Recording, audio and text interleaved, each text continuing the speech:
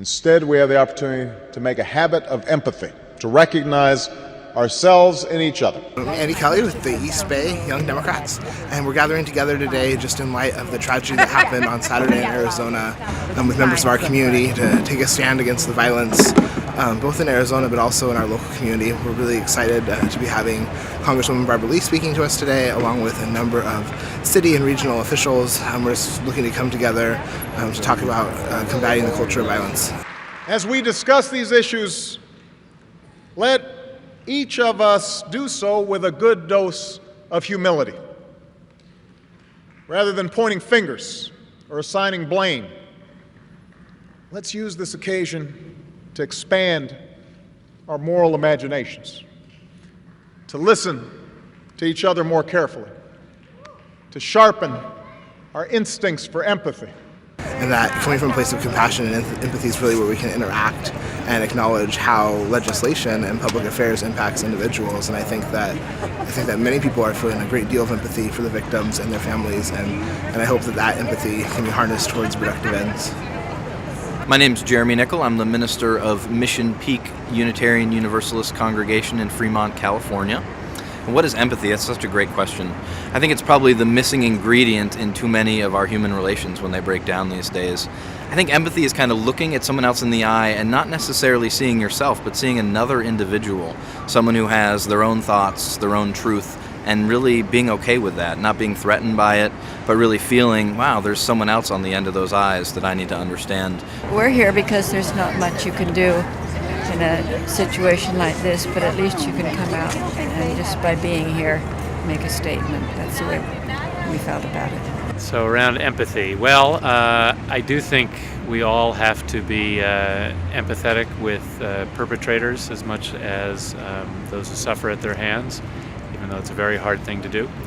Here to, of course, show that the faith community is concerned, but we also want to make sure that our prayers are coupled with actions so that people are given an opportunity not just to show compassion, but also to say that we're here because we want change. It's important for us together, those of us holding candles and coming together as a community, to think about the impact this may have on our public discourse. Will it mean that we demand the decency and the respect, and to tone down the language that's become regular on some nightly channels? We extend our sympathy to the families and the friends whose loved ones were killed. We pray for the full recovery of the injured, whether they had a title or not. These were human beings whose lives were cut short by this senseless act of violence.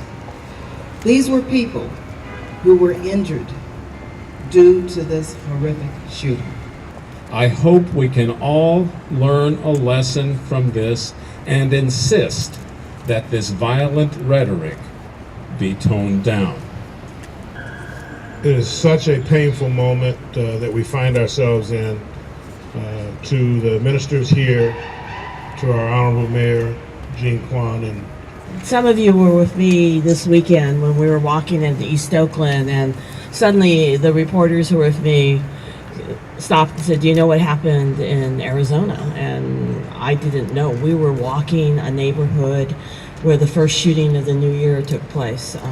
Luckily no one died, but it's become a too common of a experience. And we're walking door to door to ask that neighborhood to come together, to organize itself, to help us. Can we stop the violence? Can we say stop the violence? Stop the violence! Stop the violence! Stop the violence! Stop the violence! Stop the violence! We need to come together, people. We need to come together as one unity. When are violent acts acceptable? They should never be okay, even when committed by the state penitentiary. Violence only begets more violence. Thanks you to everyone here for the work that you do for peace in the beloved community. Our opponents claim that words don't matter, that words don't hurt, and we know they do. M-O-N-E-Y. I'm putting it higher than everything, and I really don't see why. I do what I do for the building to change. The dough is the root of the EBYL. Anything for it, believe me, I will do what I gotta to get what I wanna. Anybody in my way is a goner. There has been a lot of finger pointing since this tragedy, and it is tempting to point blame at those that have turned our rhetoric into political poison. Those that have turned the cauldron of our political discourse to a racing boil. It is tempting to name these people, to blog about them, to rail against them in witty talk show clip format. We are certainly good at that as a people at this point, and I'm sure there's some value in it. But the reminder I bring you today is that this is not a problem that they have brought to us. As convenient as that idea feels to embrace, this is our problem. And as long as we see it as someone else's, it will simply never be solved. See the world through other people's eyes. Now, empathy is a quality of character that can change the world.